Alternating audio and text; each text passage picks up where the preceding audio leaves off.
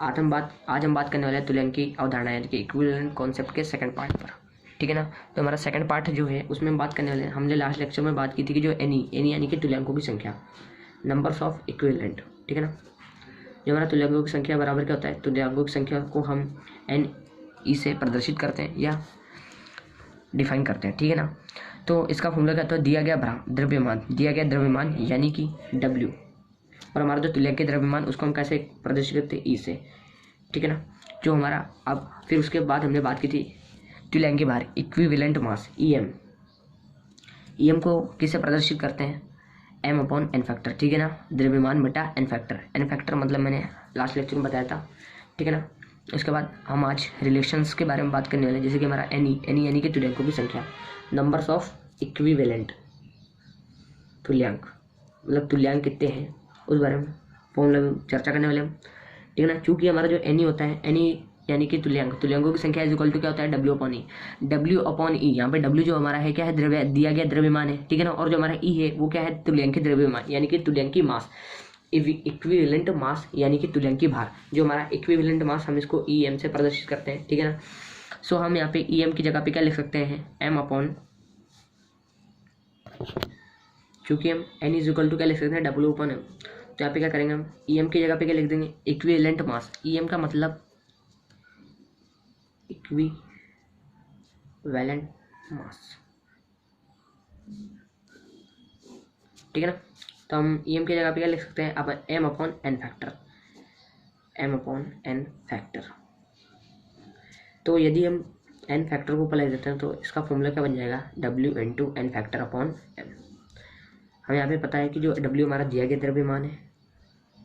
ठीक है ना। एन फैक्टर हम जानते हैं, लास्ट लेक्चर में बात की थी हमने एन फैक्टर के विषय में। और जो हमारा एम है, एम क्या है, हमारा मोलर मास है। ठीक है ना। आगे देखते हैं, ये हमारा फर्स्ट रिलेशन है और अगले रिलेशन की हमारा अगला रिलेशन है। फिर एक और हम फॉर्मूला यहाँ से बना सकते हैं, एन इज इक्वल टू क्या है, डब्ल्यू इंटू एन फैक्टर। और हम जानते हैं, आपने पढ़ा होगा मोल कॉन्सेप्ट में कि डब्ल्यू अपॉन एम यानी कि दिया गया द्रव्यमान बटे मोलर द्रव्यमान। हमारा जो दिया गया द्रव्यमान बटे मोलर द्रव्यमान क्या होता है, यहाँ पे हमारा दिया गया द्रव्यमान बटे, चूंकि डब्ल्यू अपॉन एम क्या होता है, मोल, एन मोल। तो यहाँ पे क्या हो जाएगा, N M into N factor. यहाँ से एक हमारा रिलेशन और निकल के आता है। ठीक है ना। एनी यानी यहाँ पे क्या है, तुल्यांकों की संख्या। ठीक है ना। N of equivalent and N of mole into N factor. N equivalent is equal to N moles into N factor. ठीक है ना। हमारा एक और फॉर्मूला यहाँ पे निकल के आता है। ठीक है ना। इसके बाद हम एक और रिलेशन के बारे में पढ़ने वाले हैं। यहाँ पे हम एक और रिलेशन, ठीक है ना, चूँकि हम यहाँ पे मोल्स की जगह पे चूँकि हमारा जो मोलरता यानी कि मोलैरिटी कैपिटल एम, जो हमारी मोलैरिटी होती है वो मोल्स अपॉन वी लीटर मतलब वी का तात्पर्य यहाँ पे आयतन से है, और एल जो हमारा एल मतलब हमारा जो आयतन है वो लीटर में होना चाहिए। इसका मतलब ये मोलैरिटी यानी कि मोलरता बराबर एन अपॉन वी एल। एन का मतलब यहाँ पे क्या है, मोल्स है। एन का मतलब क्या है यहाँ पे, मोल्स है। ठीक है ना। और हमारा जो वी है यहाँ पे, वी क्या है, आयतन है। ठीक है ना। तो हमारा जो मोलैरिटी इज इक्वल टू क्या होता है, एन अपॉन वी एल यानी कि वॉल्यूम काय में, लीटर में। ठीक है ना। आयतन जो हमारा हो गया। अब यहाँ पे हम एक परिणाम निकाल सकते हैं, एन इज इक्वल टू क्या लिख सकते हैं अपन, M into V L litre में। ठीक है ना। तो यहाँ पे हम क्या लिख सकते हैं, एन की जगह पे क्या लिख सकते हैं, M into V L into N factor. ठीक है ना। तो हमारा एक और रिलेशन फॉर्मूला यहाँ से निकल के आ जाता है।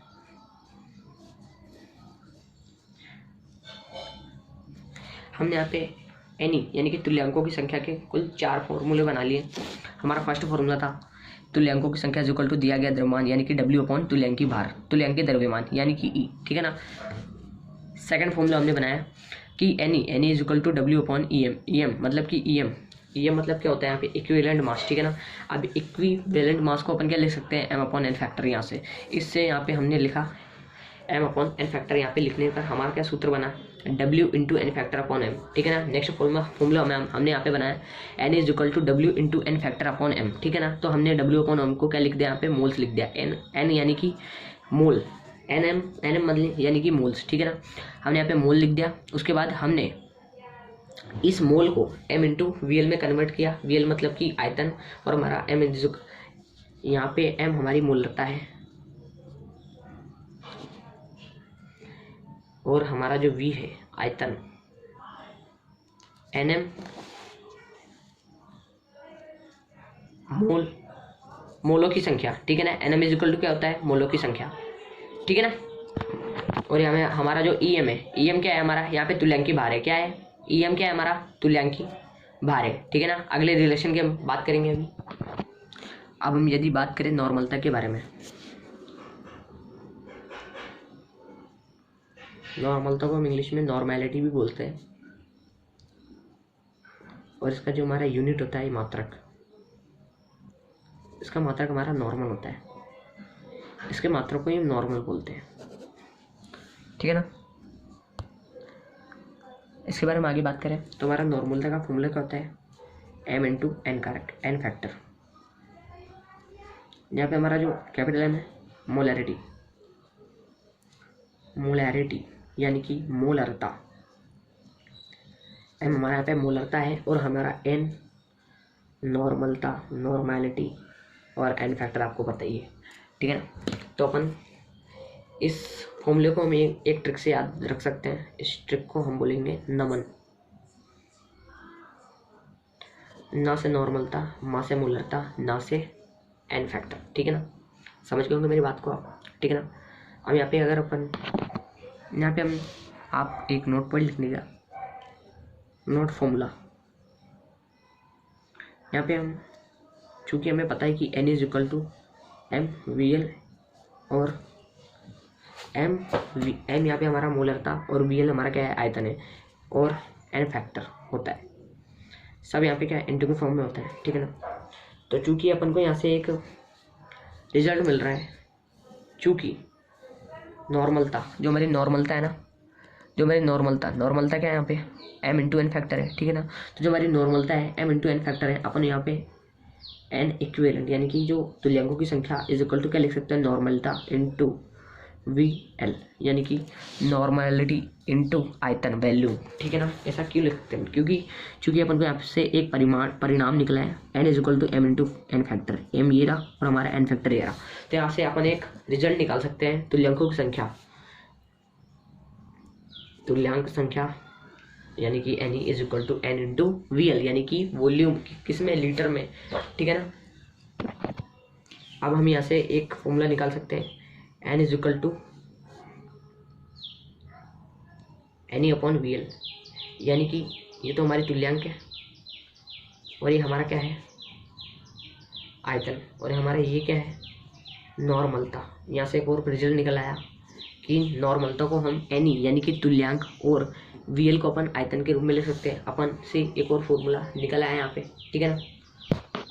यदि हमें n फैक्टर किसी यौगिक के रूप में पूछे, n फैक्टर, थोड़ी चर्चा कर लेते हैं n फैक्टर के ऊपर।